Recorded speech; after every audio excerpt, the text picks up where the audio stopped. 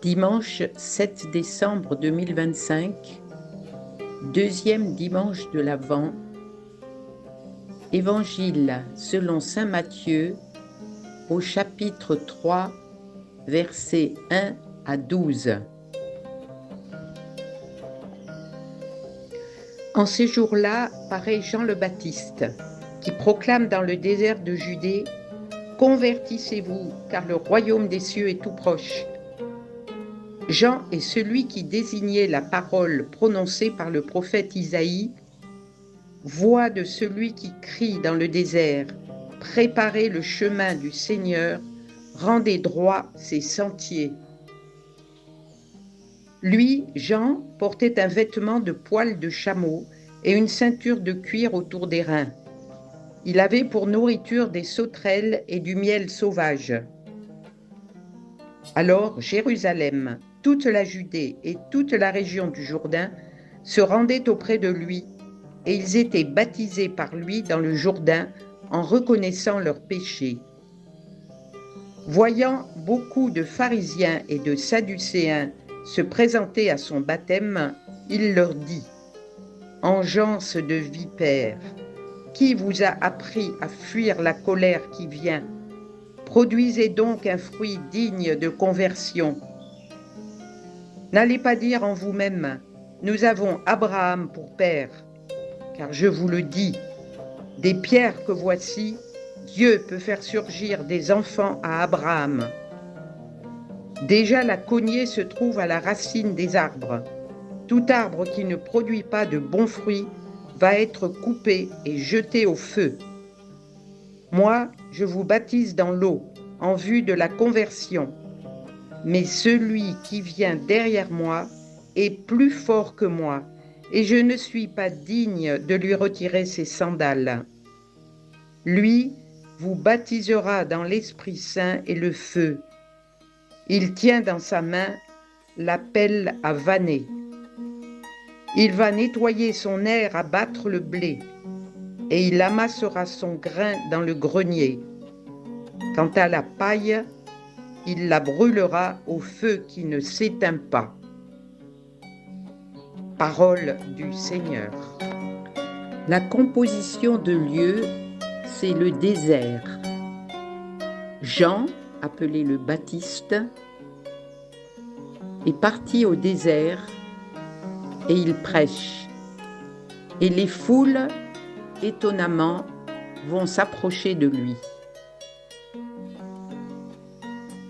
Nous pouvons, nous aussi, pendant ce temps d'Avent, considérer quel peut être notre désert, ce lieu plus proche de Dieu, pour une rencontre plus intime. Et nous pouvons demander la grâce d'une conversion concrète dans notre état de vie, là où nous sommes et là où nous en sommes.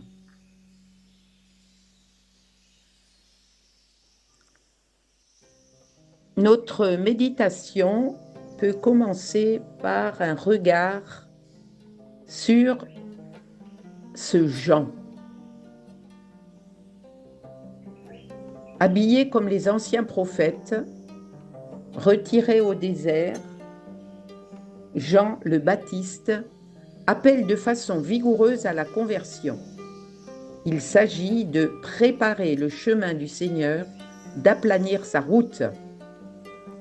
Et voilà que des gens de toute la région, villes et villages, accourent vers lui, juifs et étrangers. Alors je peux contempler ce personnage, tout donné à sa mission d'annoncer la venue du royaume.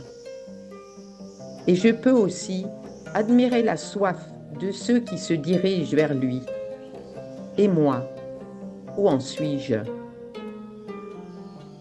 En deuxième point, nous pouvons continuer à contempler et à entendre ce Jean qui interpelle pharisiens et sadducéens, sans les ménager. Engeance de vipères. Quel appel à la conversion. Et puis voilà les menaces de la hache et du feu. tout ce qui peut couper, brûler. Mais le but, ce n'est pas le châtiment, le but, c'est de porter de bons fruits. Pour cela, il leur dit qu'il ne suffit pas de se convertir, ou plutôt qu'il faut se convertir et pas seulement se réclamer d'Abraham, de sa foi. Celui qui fait la volonté de Dieu, voilà le vrai fils d'Abraham. Je peux me dire que mon baptême ne me sauve pas automatiquement. Quelle est ma conversion effective durant cet Avent? Et le troisième point,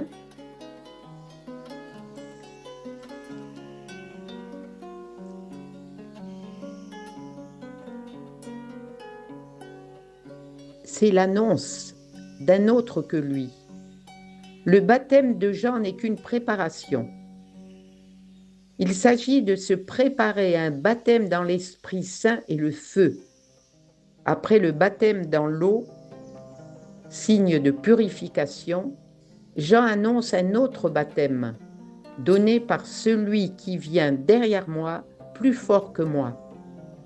Et nous pouvons contempler l'humilité du prophète, qui se reconnaît indigne même du geste de l'esclave domestique, déchausser le maître. Alors je peux faire mémoire de mon baptême ou de mon désir d'être baptisé, si je suis catéchumène.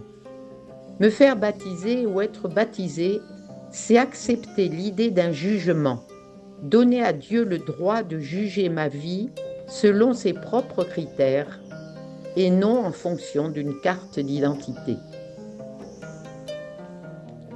Pour terminer, je pourrais m'adresser au Seigneur, accueillir le chemin de conversion qu'il me propose,